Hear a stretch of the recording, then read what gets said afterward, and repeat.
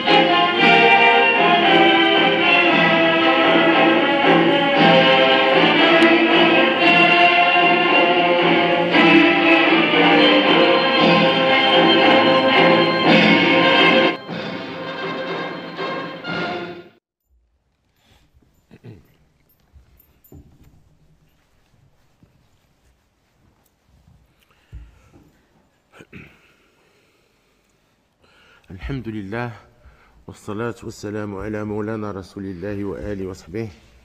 شعبي العزيز، لقد أنعم الله تعالى على بلادنا بالتلاحم الدائم والتجاوب التلقائي بين العرش والشعب، وهو ما مكن المغرب من إقامة دولة أمة تضرب جذورها في أعماق التاريخ. وإننا نحمده تعالى على ما أنعم به علينا من عونه وتوفيقه، حيث تمكنا من تحقيق العديد من المنجزات ومن مواجهة الصعوبات والتحديات. والمغاربة معروفون والحمد لله بخصال الصدق والتفاؤل وبالتسامح والانفتاح والاعتزاز بتقاليدهم العريقة وبالهوية الوطنية الموحدة. والمغاربة معروفون على الخصوص بالجدية والتفاني في العمل.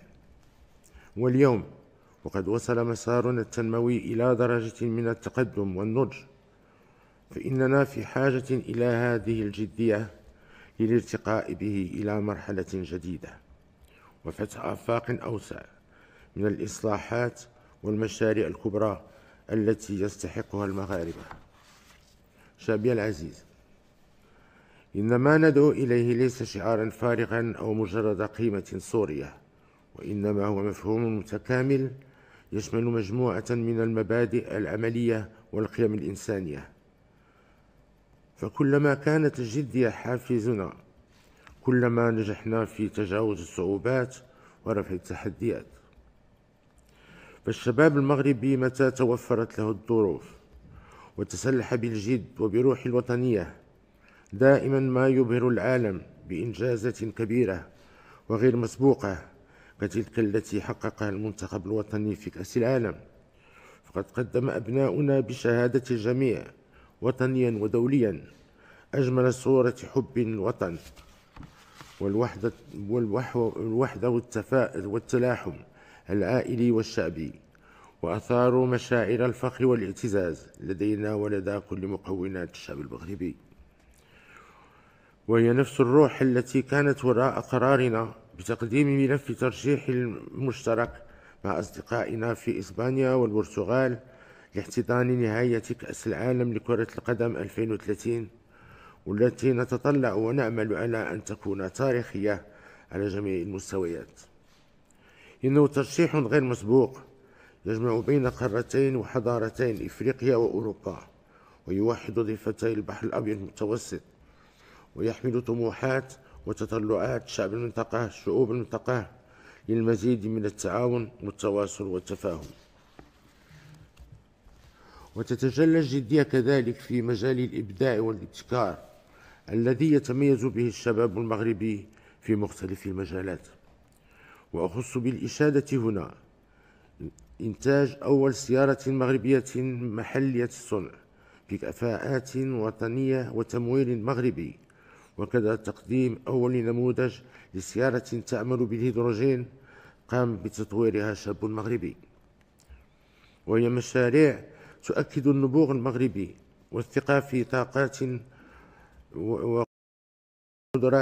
وقدرات شبابنا، وتشجعه على المزيد من الاجتهاد والابتكار، وتعزز علامة صنع بالمغرب، وتقوي مكانة بلادنا كوجهة للاستثمار المنتج. كما تتجسد الجدية عندما يتعلق الأمر بقضية وحدتنا الترابية. فهذه الجدية المشروعية هي التي أثمرت توالي الاعترافات بسيادة المغرب على أقاليمه الجنوبية، وآخرها اعتراف دولة إسرائيل وفتح القنصليات بالعيون والدخلة وتزايد الدعم لمبادرة الحكم الذاتي.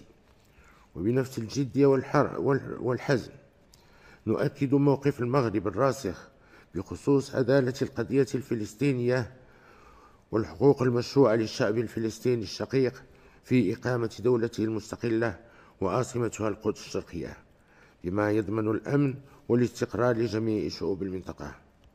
والجدية يجب أن تظل مذهبنا في الحياة والعمل، وأن تشمل جميع المجالات. الجدية في الحياة السياسية والإدارية والقضائية من خلال خدمة المواطن واختيار الكفاءات المؤهلة وتغليب المصالح العليا للوطن والمواطنين والترفع عن المزايدات والحسابات الضيقة.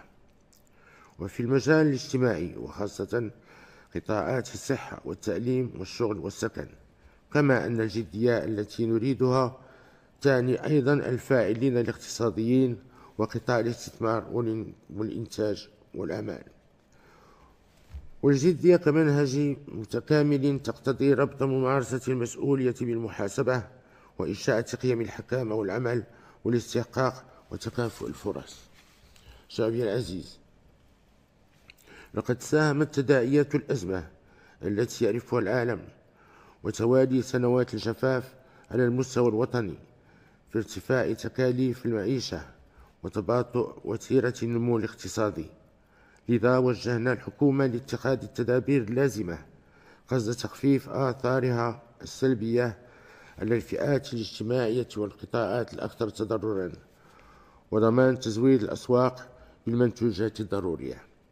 واليوم مع ظهور بعض بوادر التراجع التدريجي لضغوط التضخم على المستوى العالمي، فإننا في أمس الحاجة إلى الجدية وإشاعة الثقة واستثمار الفرص الجديدة لتعزيز صمود وانتعاش الاقتصاد الوطني.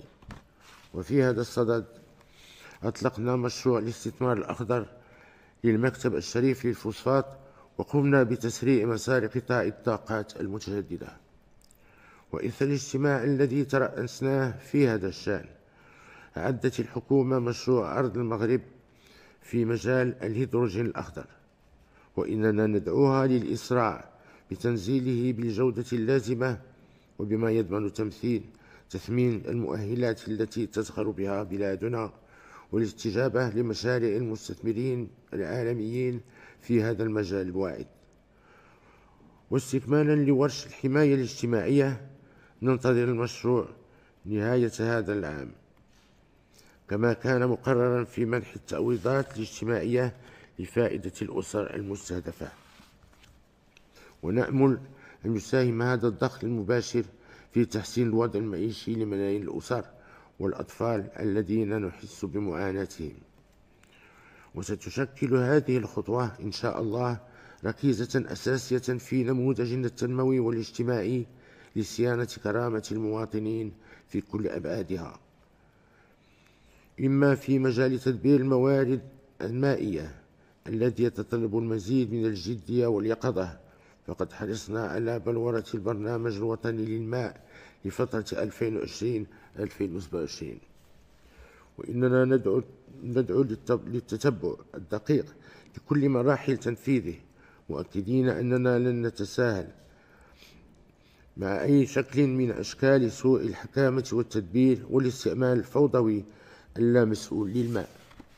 شعبي العزيز، في ظل ما يعرف العالم من اهتزاز في منظومة القيم والمرجعيات وتداخل العديد من الأزمات، فإننا في أشد حاجة إلى التشبث بالجدية بمعناها المغربي الأصيل.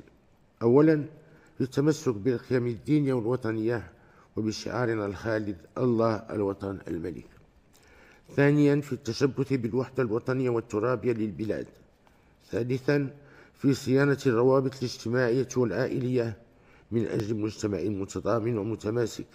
رابعا في مواصلة مسارنا التنموي من أجل تحقيق التقدم الاقتصادي وتعزيز العدالة الاجتماعية والمجالية. شعبي العزيز،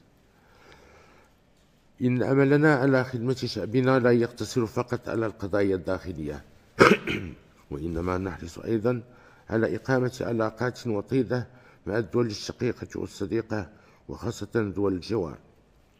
وخلال هذه الأشهر الأخيرة يتساءل العديد من الناس عن العلاقات بين المغرب والجزائر، وهي علاقات مستقرة تتطلع لأن تكون أفضل.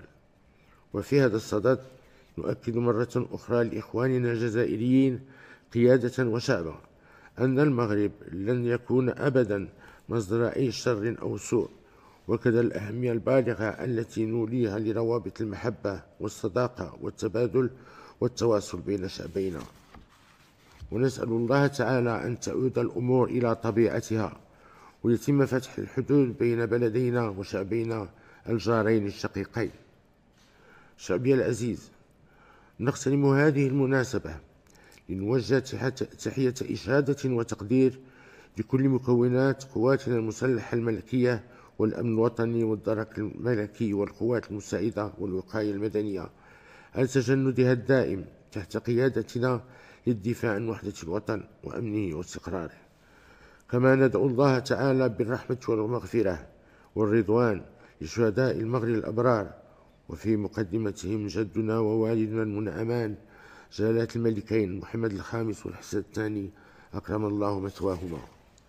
ومسك الختام قوله تعالى: إن الذين آمنوا وعملوا الصالحات إنا لا نضيع أجر من أحسن عملا. صدق الله العظيم، والسلام عليكم ورحمة الله تعالى وبركاته.